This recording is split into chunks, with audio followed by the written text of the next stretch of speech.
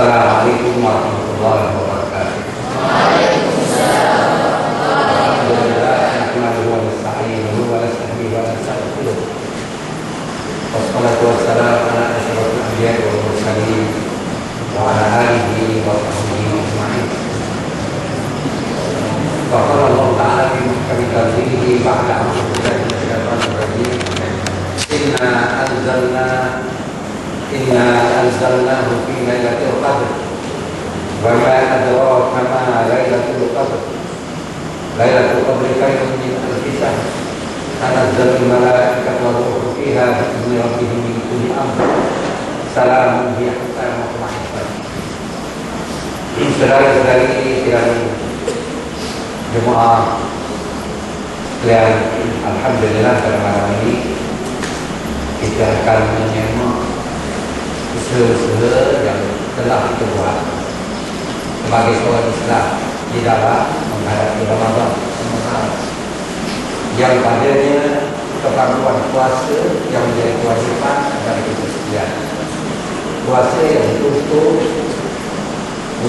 menjadikan seorang bertakwa kepada Allah Subhanahu wa taala, dan puasa yang untuk menjadikan seseorang memahami kandungan Islam.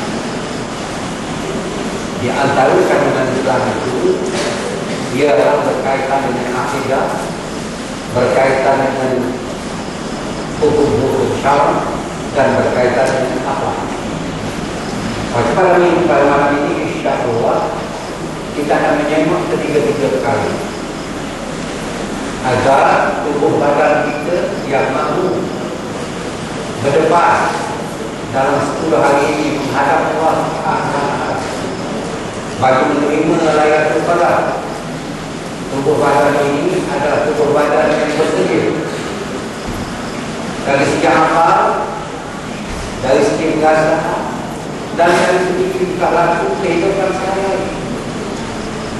Bersedia melakukan ibadat puasa dengan penuh iman dan ihtisab, dengan penuh keyakinan kepada Allah Subhanahu wa taala, dan dengan penuh harapan bagi mencapai keredaan dan keredaan daripada Allah.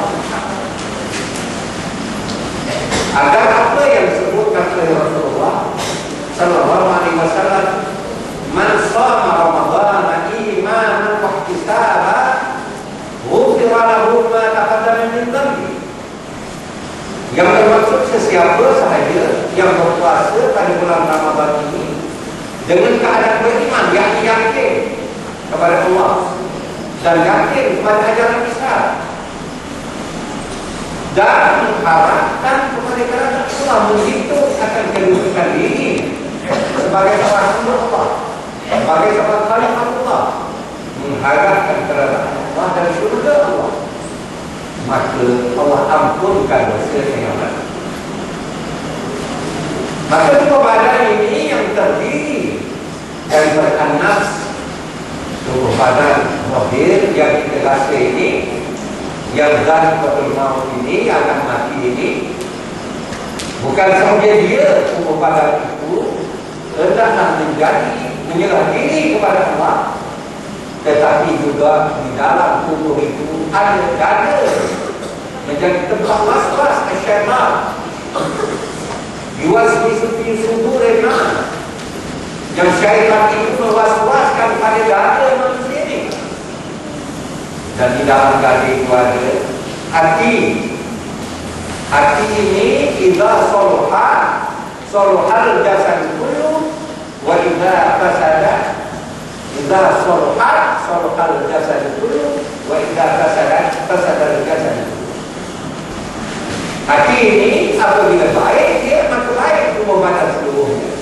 Apabila rosak, maka rosak tubuh badan seluruhnya. Dan itulah dia hati. Allah dan qalb.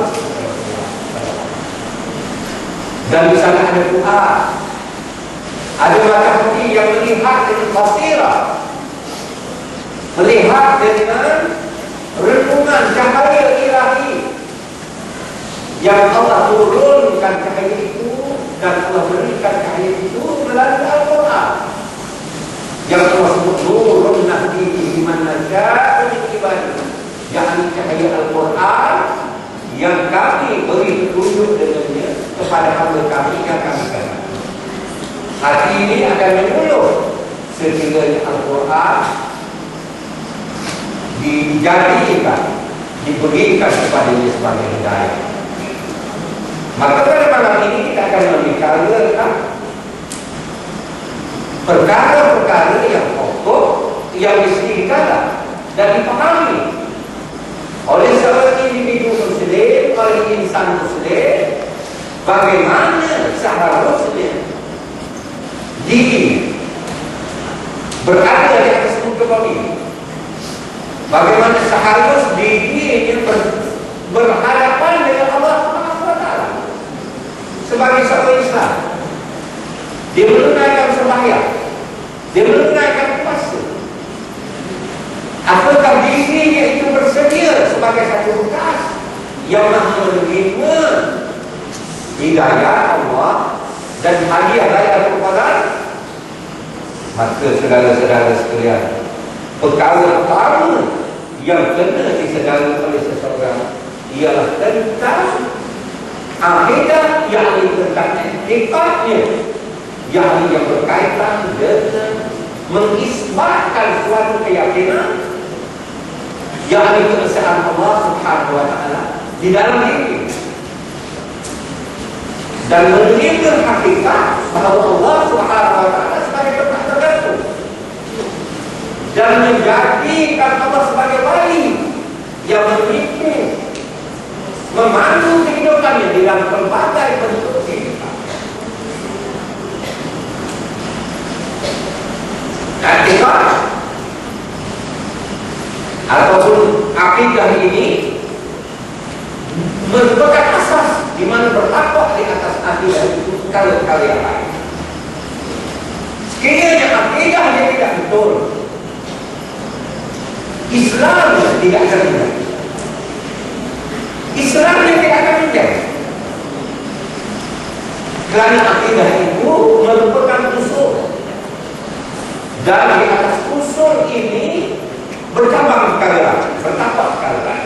Sebab itu dipanggilkan ilmu yang berkaitan dengan akidah ini ilmu usuluddin, yakni ilmu berkaitan dengan usul agama atau dasar agama atau tunjang agama. Makna usuluddin ini dia ialah merupakan asas dan merupakan suatu hukum di mana bercabang di atasnya dan tumbuh di atas perkara-perkara yang lain, termasuklah Islam yang disebut sebagai amalan-amalan Islam yang disebut sebagai kebaikan-kebaikan yang dibuat, maka mestilah bertakwa di atas akidah itu. Dan akidah ini berhasil sekiranya dia meyakini dengan dalil-dalil yang terang, dalil-dalil ilmu, yakni dengan dalil-dalil yang meyakinkan, dengan hujah, dengan menjaga kaedah-kaedah beragama sehingga tidak digoncang oleh perkara-perkara yang boleh membatalkan agama. Jadi akidah itu perkara yang paling asas, dan untuk menjaga akidah ini kita mesti menjaga ilmu usuluddin, ilmu yang berkaitan dengan keyakinan kepada Allah Subhanahu wa Ta'ala dan berikutnya kepada kenabian Muhammad sallallahu alaihi wasallam, dan berikutnya ialah kepada Islam yang diturunkan sebagai agama. Dan pada akidah ini dibangkitkan perkara-perkara yang disebut sebagai rububiyah dan uluhiyah kita yang mesti dia yakin, serta sifat dan asma Allah yang mesti dia tidak sekutukan dengan yang lain, dan juga Dia yakin dengan nubuah Muhammad sallallahu alaihi wasallam, kenabian Muhammad. Dengan Nabi itu menjadi Rasulullah, membawa petunjuk dan hidayah, beserta dia yakin kepada Islam sebagai agama. Berekolah daripada itu maka perkara-perkara yang lain seperti hal-hal yang berkaitan dengan hari akhirat adalah merupakan perkara-perkara yang menjadi tempat berolok kebaikan akhlak di atas kehidupan dia itu.